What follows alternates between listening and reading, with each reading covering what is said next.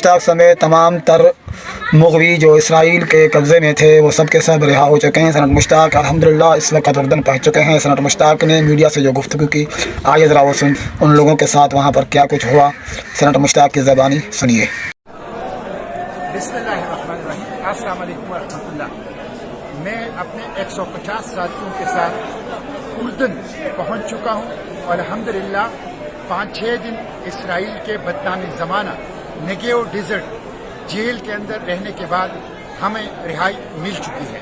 اس دوران ہمارے ہاتھوں میں ہتھکڑیاں ڈال کے پیچھے باندھی گئی، ہمارے پاؤں میں بیڑیاں اور زنجیریں ڈال دی گئی، ہمارے آنکھوں پر پٹیاں باندھی گئی، ہمارے اوپر کتے چھوڑے گئے، ہمارے اوپر گنز رکھی گئی اور ہمیں بدترین قسم کا ٹارچر کیا گیا۔ ہم نے 3 دن بھوک ہڑتال کی اپنے مطالبات کے لیے۔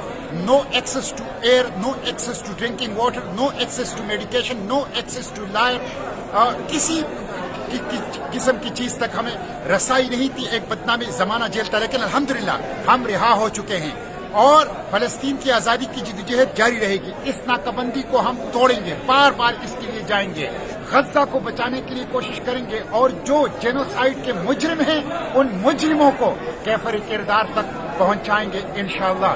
مزاحمت جاری رہے گی، اڈیالہ جیل سے اسرائیلی جیلوں تک فلسطین کی آزادی کی جدوجہد جاری رہے گی اور مزاحمت کی جدوجہد انشاءاللہ جاری رہے گی۔ جلد آؤں گا پاکستان اور پوری تفصیل جو اس فلوٹیلا کی ہے اور اسرائیلی جیلوں کی ہے آپ کو بتاؤں گا، لیکن اپنی اس جدوجہد کو اقصی کی آزادی